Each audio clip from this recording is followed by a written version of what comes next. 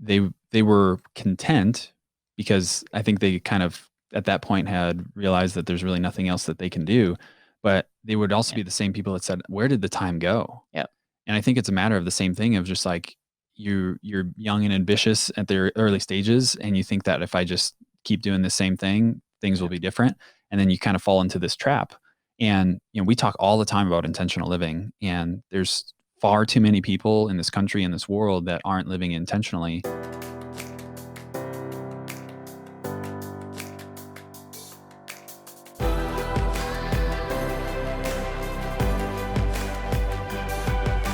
This is Better Wealth with Caleb Guilliams.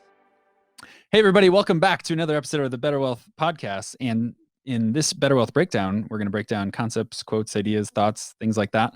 Everything that you can imagine. All those things. This is my first time opening the podcast, and we're going to talk about a little story in the front of this book called U Squared. And this comes from Dr. Price Pritchett. And so I'm gonna read this first opening, and then I want to hear your thoughts on it, and then we can have a discussion about it. Love it. And so he says, "This is a true story. I'm sitting in a quiet room at the Millcroft Inn, a peaceful little place hidden back among the pine trees about an hour out of Toronto. It's just past noon, late July, and I'm listening to the desperate sounds of a life or death struggle going on a few feet away. There's a small fly burning out the last of its short life's energies in a futile attempt to fly through the glass of a window pane. The whining wings tell the poignant story of the fly's strategy: try harder. But it's not working. The frenzied effort offers no hope for survival. Ironically, the struggle is part of the trap. It is impossible for the fly to try hard enough to succeed at breaking through the glass. Nevertheless, the little insect has staked its life on reaching its goal through raw effort and determination. The fly is doomed. It will die there on the windowsill.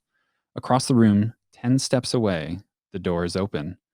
10 seconds of flying time, and the small creature could reach the outside world it seeks. With only a fraction of the effort now being wasted, it could be free of this self-imposed trap. The breakthrough possibility is there. It would be so easy. Well, but why doesn't the fly try another approach? Something dramatically different. How did it get so locked in on the idea that this particular route and determined effort offer the promise for success? What logic is there in continuing until death to seek a breakthrough with more of the same? No doubt, this approach makes sense to the fly, regrettably, and it's an idea that will kill. Trying harder isn't necessarily the solution to achieving more. It may not offer any real promise for getting what you want out of life. Sometimes, in fact, it's a big part of the problem. If you stake your hopes for a breakthrough on trying harder than ever, you may kill your chances for success." Man, I thought of so many people that are doing the typical life of go to school, get a job, save, invest, try to save a little bit more, invest a little bit more. And these are the type of people that even can articulate what they want, but they're not willing to take a step back and analyze their own. They're just continuing to do what they're told. Yep. And it's actually gets me a little bit emotional to think about the people that spend their whole life working a lot harder than maybe even you and I, and yet have a fraction of what they want. And it wasn't necessarily that they didn't care enough. It wasn't necessarily that the work ethic wasn't enough. I just think of the Stephen Covey analogy where he talks about you climbing up a tree and then realizing that you're in the wrong forest. Yep. So that's what initially comes to my mind. I also think of when Robert Kiyosaki talks about savers or losers. What he means by that is it's so often it's like we can do our thing, like we get in line, but we're not multiplying it. We're not seeing it as a tool. We're not able to tap into some of the things that we're learning. And we just got back from a conference and learned some powerful things about tax strategies. And I just think about that same analogy of like so many people are doing their thing, but if they knew a fraction of what we just learned.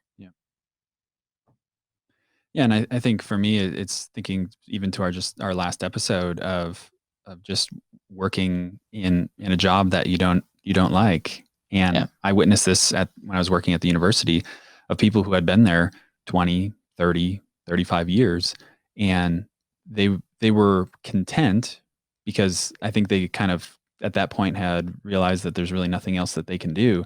but they would also Yeah. be the same people that said, where did the time go? Yep.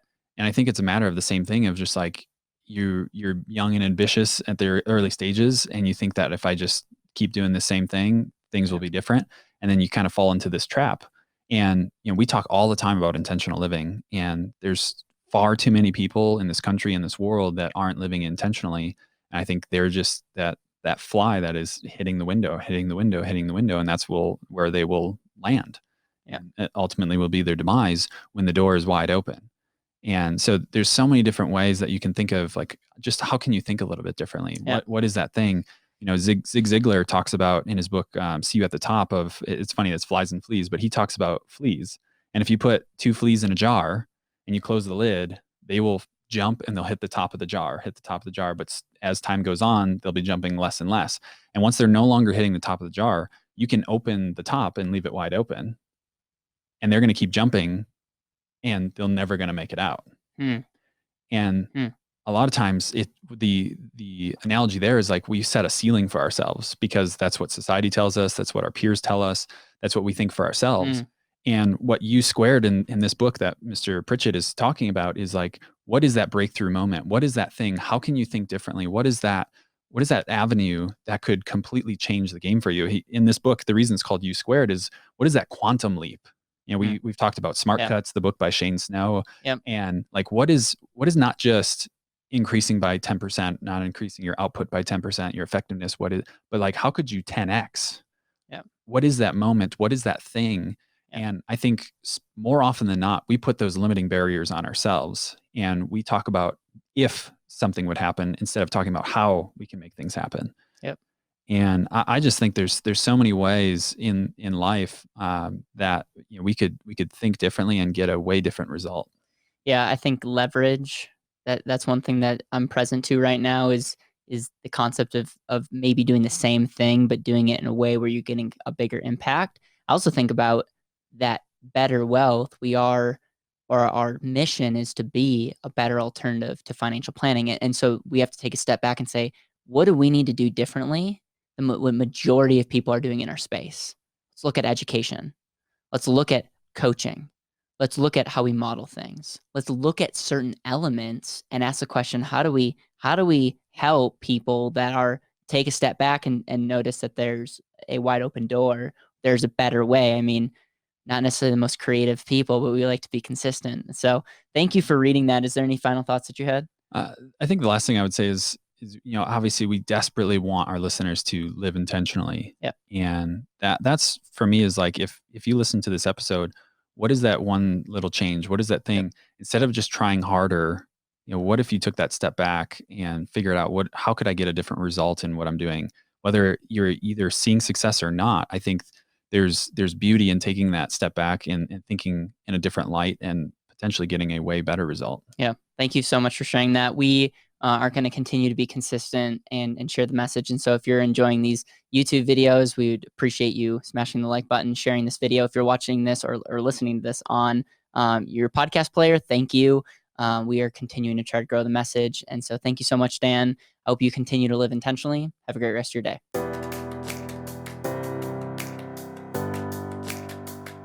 Thank you so much for listening to the BetterWealth podcast. It would mean the world to me if you could hit subscribe, leave a review, and share this with the people that you know and love.